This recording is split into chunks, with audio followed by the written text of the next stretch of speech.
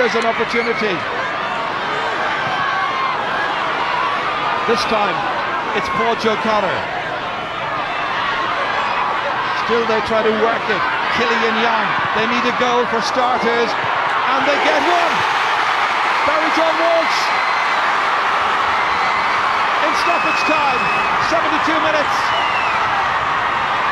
There's still an opportunity to tie up the game because it's 111 to 110. Killian Young setting up Barry John Walsh and a cracking shot to the back of the net. Great finish. Back into the centre, but it's Kerry who have the ball again, and it's back with Paul O'Connor. Very exciting National League match. The crowd have thoroughly enjoyed it. Oh, that was a well-worked pass by Seamus Scanlon. There's a great opportunity for Macaulay, and he puts it over the bar. Point for Dublin by Michael Macaulay. It's 112 to 110. And now we just wonder how much time the referee is going to allow. And that is it. Last kick of the game. This is it. Michael Macaulay. Over the bar it went. And Dublin have come and beaten Kerry. Pat Gilroy. A very, very satisfactory start to the National League for him. His team showed commendable spirit, wonderful strength of character as well. And beat Micheál Quirke's team, Kerry, the All-Ireland and League champions, defeated on their home patch. Final score, it's Dublin 112, it's Kerry 110. We were very happy. We got a good work out there. I mean, the guys really pushed themselves there, and every one of them, every guys that came on, they all ran themselves to a standstill, and that's all we looked for today, you know. I mean, we worked really hard against the breeze, and we were hassling them all over the place, and I mean, you have to play Kerry that way. I think they looked a bit rusty now, to be honest, but they're just back from holiday, so it's understandable. So I suppose it was a good opportunity for us to really test ourselves with a lot of young guys, and very happy with it. A great win then for Dublin, and it just might ease the pain of that championship hammering last year. Well, along the sideline today, Kerry were managed by Ger O'Keefe and Eamon Fitzmaurice because sadly Jack O'Connor's dad, Michael O'Connor, passed away. And all of us here in RT Sport would like to pass on our deepest sympathies to Jack and all the O'Connors. Now joining me are Colm O'Rourke and Kevin McStay. Colm, that was a great game of football, but in terms of the marketing of the new league campaign, it's kind of come in without anybody really noticing, hasn't it? Well, I suppose we had last year, we had such a high-profile game with Tyrone and Dublin and Croke Park and the fireworks and everything for 125 years. It really shouldn't be any different just because the GAA is another year older. Again, they should try and have some high-profile game and a bit more marketing. I think today's game between Kerry and Dublin was a great game, and it was great atmosphere, particularly the last 15 minutes. But imagine if you had that on a Friday or a Saturday night in Kerry and try and promote it as a weekend trip. Like half the hotels in Kerry must be empty. Surely Fáilte Ireland or some of the bodies should be trying to bring as many people to these games and make them into weekend affairs and spread out games over a whole weekend to increase the numbers attending. Absolutely. Kevin, were you impressed with Dublin? We all know they've done very well in Leinster, but they haven't won a National League campaign title since 1993. Should they be concentrating on the league? Well, they should, because the more games they can get into what essentially for me is a new Dublin team. I didn't expect them to play so well against Kerry today, and as Pat Gilroy said, they got a great workout, got a lot of football into their legs, and introduced a lot of new players. I think 5 guys survived the championship from last year. So yes, they should get more and more games and concentrate. Dublin need a good league run. There is a fair degree of correlation between a good league run and a good championship finish. It's been proven over the last couple of years. Cork and Kerry were the Division 1 and 2 champions last year, and they played in the All-Ireland final. And there is that connection. And yeah, absolutely, they should be going for it. Colm, you were very impressed, obviously, with Dublin, but one player who's very much in the headlines at the moment, Eamon Fennell. Yeah, well, Eamon Fennell dominated midfield, and he's a player who's under a certain amount of pressure. He wants to change club, and he hasn't got a transfer. It's running for 3 years, but today he went out and he played from the start.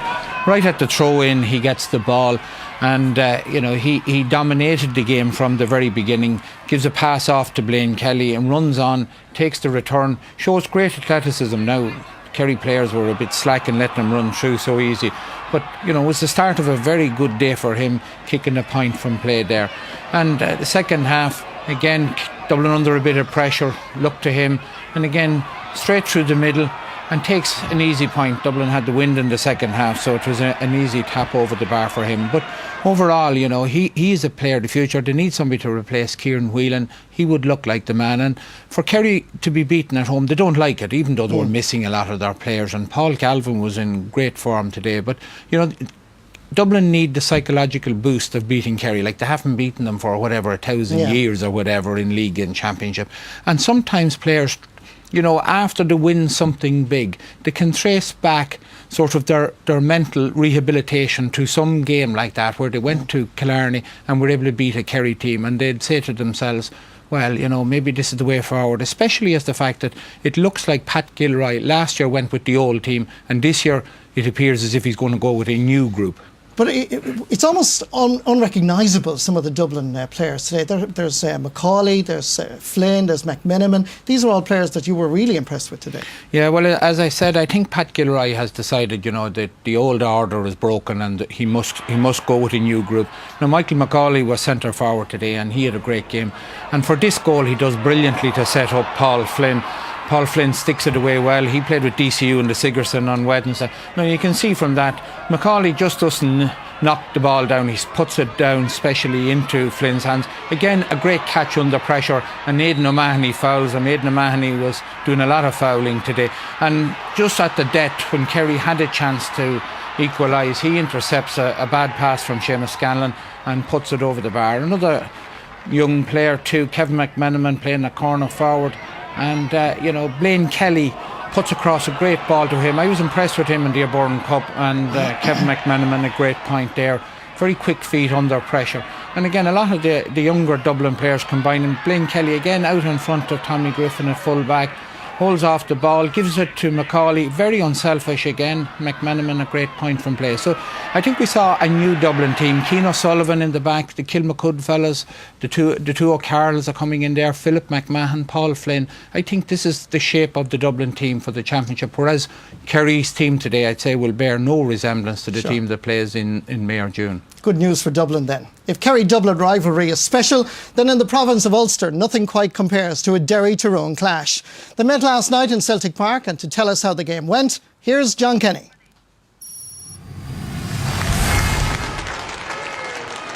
Much is expected of both sides this season, but Derry have had a low-key start to the year. Only one win in the Dr McKenna Cup, while Tyrone lost to Donegal in the decider. Both were shorn of many regulars for the meeting at Celtic Park, and it was Derry who jumped out to an early lead. This Andrew McCarthy point helping Damien Cassidy's side to a 3-0 lead at one stage. Tyrone though hit back and levelled up the game at 4 apiece before Martin Penrose pointed to put Tyrone ahead for the first time, leading 5-4. But Derry finished the half strongly and outscored Tyrone over the remaining minutes. And thanks to this score by Raymond Wilkinson, it was the Derry men who went to the break leading by 9 points to 6. And that 3-point lead became 6 after the restart. Gerard O'Kane, substitute Declan Mullen, and then James Keelt all pointed as Derry threatened to run away with the contest. Indeed, they then stretched that lead with the opening goal of the game on 57 minutes as Owen Bradley got ahead of Pascal McConnell and Wilkinson forced it to the net. Derry led by double scores, 115-9 at one point, before Tyrone put in something of a fight back. Brian McGuigan played in Owen McCusker, whose shot was helped to the net by Colm Kavanagh.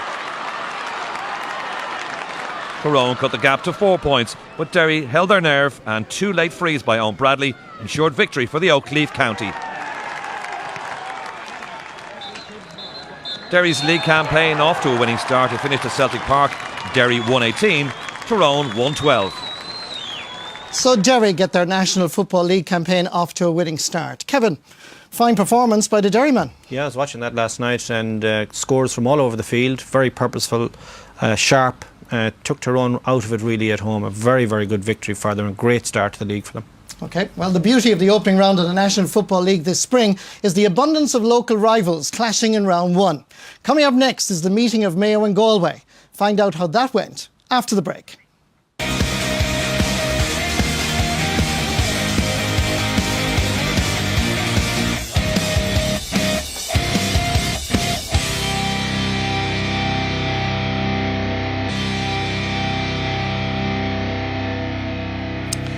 Welcome back to Sunday Sport. Ever since former Armagh manager Joe Kernan was appointed as Galway manager, there's been huge interest in how the tribesmen would perform with the Crossmaglen man in charge. It's a new era for Mayo as the last link with the team of the 90s is now complete with recent retirements. Over the last few years, only a point would separate the counties when they met in league or championship. Would today be different? Describing the action is a Galway man, Darren Frehel.